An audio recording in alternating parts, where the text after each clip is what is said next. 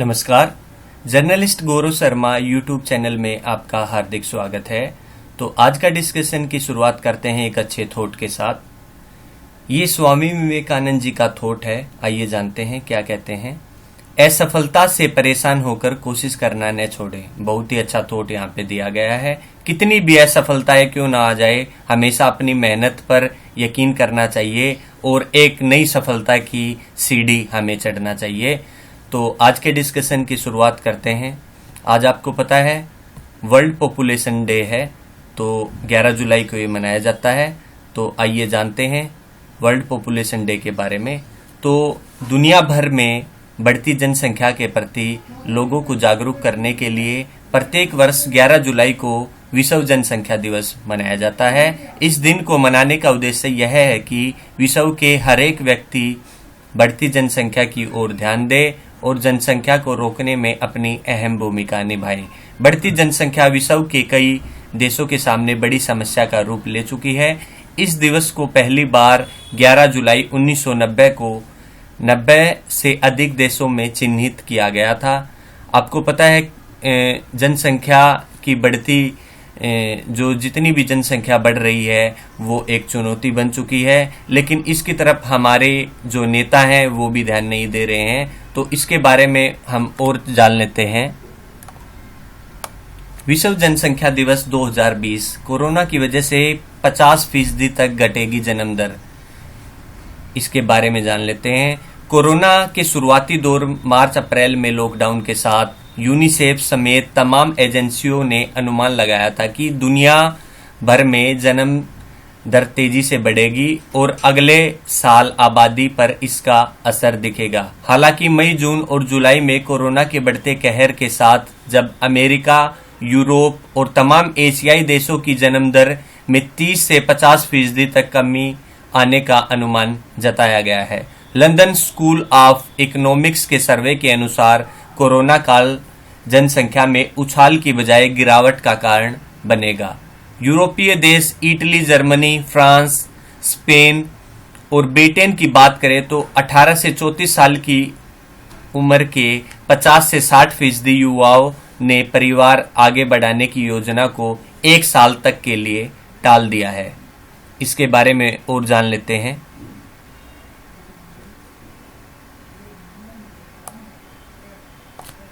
Report की लेखिका के बारे में जानते हैं। तो रिपोर्ट की लेखिका फ्रांसेका लूपी ने कहा था कि सोशल डिस्टेंसिंग और अन्य पाबंदियों के बीच बेबी बूम, जिसे बेबी बूम को समझ लेते हैं क्या होता है, भारी संख्या में बच्चे पैदा होना, ये बेबी बूम कहा जाता है, कि कोई संभावना नहीं है। सर्वे में फ्रांस और जर्मनी में 50% युवा दंपतियों ने कहा कि वे महामारी के कारण बच्चों की योजना को टाल रहे हैं। ब्रिटेन में 58% ने कहा कि वे परिवार आगे बढ़ाने के बारे में फिलहाल सोचेंगे भी नहीं, और सिर्फ 23% ने इससे अंतर न पड़ने की बात कही है। इटली में 38% और स्पेन में 50% से ज्यादा युवाओं ने कहा कि उनकी आर्थिक और मानसिक स्थिति अब ऐसी नहीं है कि वे बच्चे का ख्याल रख भी पाएंगे। दंपतियों ने बेरोजगारी को देखते हुए परिवार का बोझ न बढ़ने का समर्थन किया। यह भी आशंका जताई जा रही है कि अगर अभी वे बच्चा करते हैं तो शायद उन्हें बेहतर इलाज की सुविधाएं भी नहीं मिल पाएंगी। डेनमार्क, स्वीडन, फिनलैंड, नॉर्वे और आइसलैंड में भी यही ट्रेंड दिख रहा है। अब बात करें अमेरिका में, तो अमेरिका में जो है 5 लाख तक के बच्चे पैदा होंगे। 5 लाख कम ही बच्चे पैदा होंगे, यहाँ बात की जा रही है। 15% तक जन्म दर में गिरावट का अनुमान आपदा आर्थिक संकट के दौरान बताया जा रहा है। 40 लाख बच्चे साल में होने का अनुमान था। अमेरिका में जनवरी में यूनिसेफ के बारे में बताया जा रहा है। और अब बात कर लेते हैं 32 से 33 लाख बच्चे पैदा होंगे। ये बुकिंग्स अब बात करें बुकिंग्स की, तो ये एक इंस्टीट्यूट है। इस इंस्टीट्यूट के माध्यम से सर्वे प्रस्तुत किया गया है। तो जून में हुए आंकलन के अनुसार ये है। और आइए जानते हैं किन किन देशों में गिरावट आएगी। ऑस्ट्रेलिया में जनसंख्या वृद्धि शून्य तक पहुंचने के संकेत हैं। मार्च से मई तक की बात यहां पे की जा रही है। यूरोप में सर्वाधिक वृद्धि दर वाले तुर्की में जन्म दर में भी गिरावट के संकेत हैं। ईरान में जन्म दर गिरने वाले अस्पतालों में नसबंदी, गर्भ निरोधक दवा उपकरण मिलना बंद हो गया है। सिंगापुर की बात करें तो सरकार ने कहा कि जन्म दर में लगातार कमी, लेकिन आबादी बढ़ने की योजना नहीं है। अब फिलीपींस में उल्टा ट्रेंड की बात करेंगे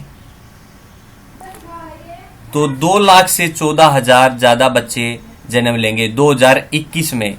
कुल 19 लाख बच्चे। 20 लाख में सर्वाधिक जन्म दर फिलीपींस में गर्भपात पर रोक है। इस देश में ये फिलीपींस जो है इसमें गर्भपात पर रोक है और 20 साल में जो है सर्वाधिक जन्म दर के बारे में यहाँ पे बात की जाएगी। अब बात कर लेते हैं भारत में भी इसका कितना असर देखने को मिलेगा। यूनिसेफ ने भारत में मार्च दिसंबर के बीच सर्वाधिक 2 करोड़ और चीन में 1.3 करोड़ बच्चे जन्म लेने का अनुमान लगाया था। हालांकि बदलते हालातों को देखते हुए इसमें कमी का अनुमान है। भारत के 13 राज्यों में प्रजनन दर पहले ही काफी नीचे जा चुकी है।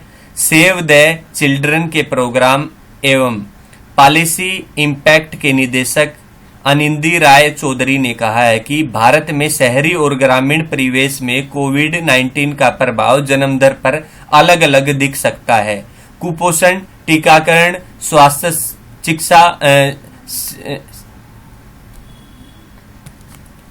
शिक्षा स्वास्थ्य को ले तो कोविड का सबसे ज्यादा प्रभाव बच्चों पर ही पड़ा है। ऐसे में युवा परिवार बढ़ाने या न बढ़ाने को लेकर क्या कदम उठाते हैं, यह तो आने वाले समय पर ही निर्भर है कि क्या होगा।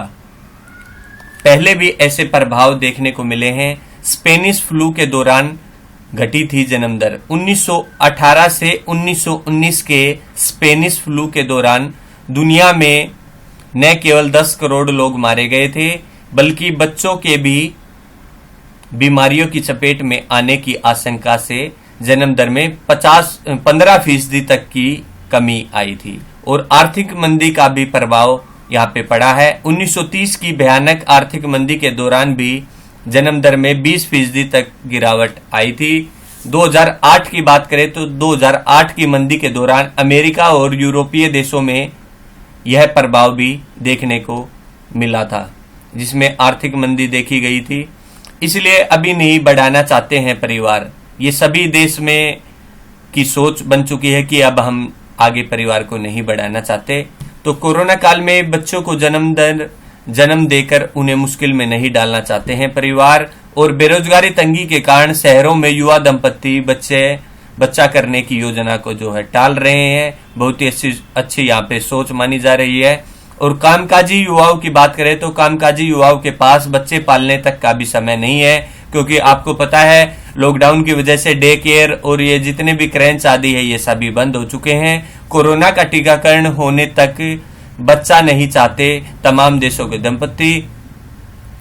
यहाँ पे भी कोरोना महामारी फैली हुई है और जब तक इसका टीकाकरण नहीं उपलब्ध करवा देती सरकार, तो तब तक कोई भी दंपत्ति जो है बच्चा नहीं चाहते हैं। और गर्भावस्था के दौरान जो है अस्पतालों और डॉक्टरों की उचित सुविधा नहीं मिल पाने का भी डर है। आर्थिक स्थिति बेहतर बनाने और रोजगार कैरियर की पहली प्राथमिकता दे रही है नई पीढ़ी। तो ये आज वर्ल्ड पॉपुलेशन डे पे ये आज का हमारा डिस्कशन था। आशा करता हूं कि आपको ये डिस्कशन अच्छा लगा होगा। अगर ये डिस्कशन आपको अच्छा लगा तो आप इस चैनल को लाइक, सब्सक्राइब और शेयर कर सकते हैं। अगर इसमें कुछ खामियां नजर आई तो आप कमेंट बॉक्स के माध्यम से